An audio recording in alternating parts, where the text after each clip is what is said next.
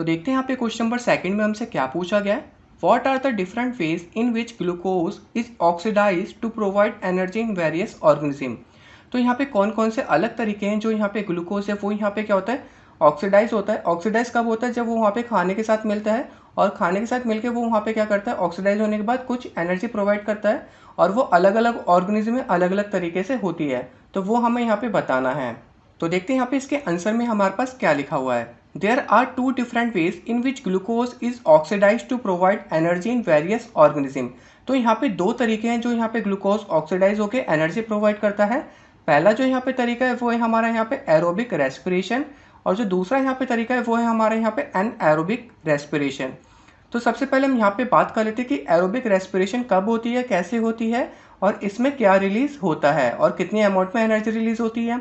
तो यहाँ पे बात करते हैं एरोबिक रेस्पिरेशन की। The glucose feed is completely broken down by the oxygen of air inhaled during to form carbon dioxide, CO2 and water and a lot of energy is release. तो यहाँ पे जब एरोबिक रेस्पिरेशन होती है किसके presence में होती है, ऑक्सीजन के प्रेजेंस में होती है।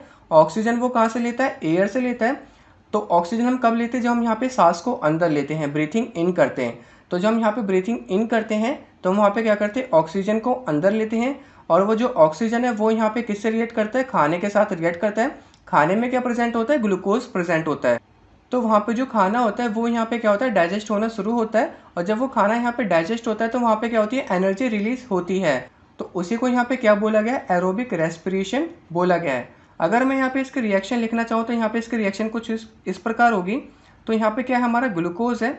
ग्लूकोज हमारा किसके प्रेजेंस पर रिएक्ट हो रहा है, ऑक्सीजन के प्रेजेंस पर रिएक्ट हो रहा है और ऑक्सीजन के साथ मिलकर ये हमारा यहाँ पे क्या बना रहा है, कार्बन डाइऑक्साइड गैस रिलीज हो रही है। क्या हो रहा है, जो वेस्ट मटेरियल है वो यहाँ पे क्या है, हमारा कार्बन डाइऑक्साइड है।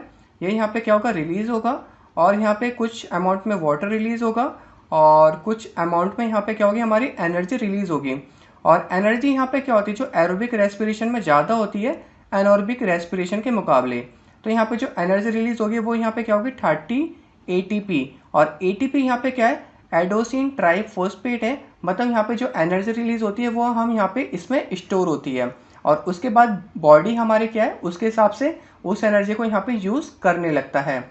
अब यहाँ पे बात कर लेते हैं एनऑर्बिक रेस्पिरेशन की।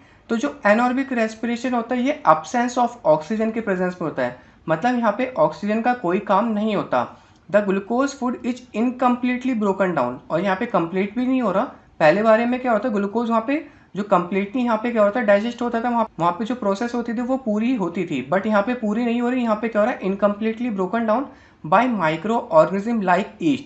तो जो यहाँ पे ईस्ट होता है without the presence of oxygen, ये हमारा यहाँ पे क्या बनाता है, इथेनॉल बनाता है, मतलब अल्कोहल बनाता है। और वहाँ पे क्या होती है, कार्बन डाइऑक्साइड गैस रिलीज होती है और इसमें यहाँ पे जो एनर्जी रिलीज होती है वो काफ़ी कम अमाउंट में होती है।